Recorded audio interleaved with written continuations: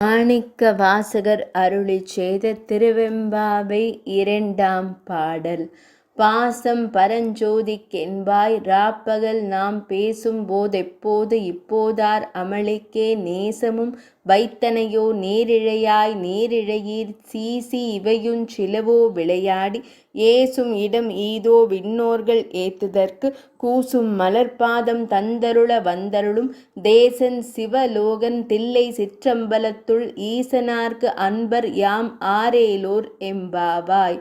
பொருள்: அருமையான அணிகலன்களை அணிந்த தோழியே, ராப்பகலாக எங்களுடன் அமர்ந்து பேசும்போது ஜோதி வடிவான நம் அண்ணாமலையார் மீது நான் கொண்ட பாசம் அளவிடற்கரியது என்று வீரம் பேசினாய்.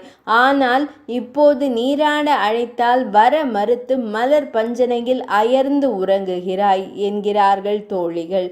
உறங்குபவள் எழுந்து, தோழியரே, சீச்சி, இது என்ன பேச்சு? ஏதோ கண்ணயர்ந்து விட்டேன் என்பதற்காக இப்படியா கேலி பேசுவது என்றாள்.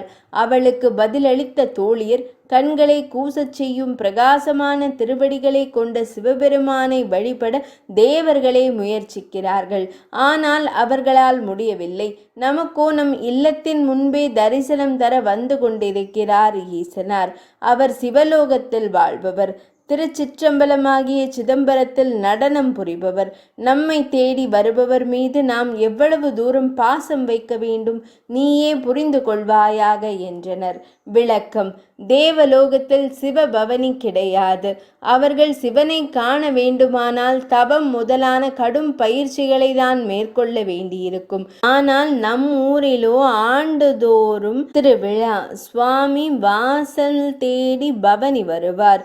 இவ்வளவு அருகில் இறைவன் இருந்தும் அதையும் பார்க்க மறுத்தால் எப்படி என்பது இப்பாடலின் உட்கருத்து. இரண்டாம் பாசுரம் நிறைவடைந்தது.